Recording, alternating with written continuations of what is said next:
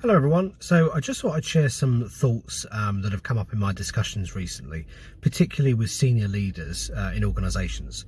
So quite often as a leader, you might describe yourself as perhaps something like a professional worrier, is the description I've heard used a few times. And whilst a certain amount of worry might be really useful, it's almost a bit of a defence mechanism. If you carry that train of thought over into your personal investing life, then it can actually end up stopping you from making decisions consistently and well, which of course is one of the pretexts for investing.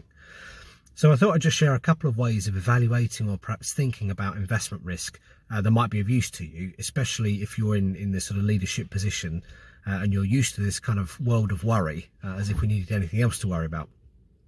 So first of all, there's the idea of putting some kind of probability around a potential issue or risk factor. So is this something, for example, that has a 10% probability of causing you serious financial damage, or is it a 50% probability?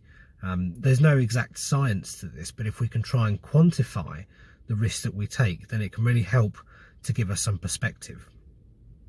And putting a number on it can also force us to be quite objective and to really think about how likely something is and then how much time we devote to it. So essentially, are we spending a lot of time worrying about something that has only a 5% chance of happening? As a secondary part of that exercise, perhaps think about what would the impact of that risk be? So would it be damaging for the long term? So perhaps a complete loss of capital? Or would it just mean you underperform your given objective or index or whatever for a little while, which is, in the grand scheme of things, much less impactful before potentially rebounding? So next up is diversification. So if you're worried about a certain market or an individual share or a fund or even a country, diversification can really help to reduce the overall risk of making losses. Now, I should point out that diversification doesn't give you complete protection against if for example, a general investment market sell-off, then if you're in the markets, then you're in the markets, that's it. But it should help reduce the impact of any particular spots of weakness in single areas.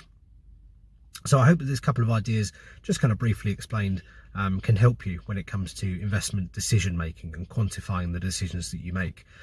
This is something that I know only too well. I have to make these decisions all the time on clients' behalf. And weighing up risks is an exercise in judgment, most of all, and it's also knowing what tools you have at your disposal to manage your risks. So as always, if you found this video useful, please do like, comment and share. I really appreciate it. Thank you.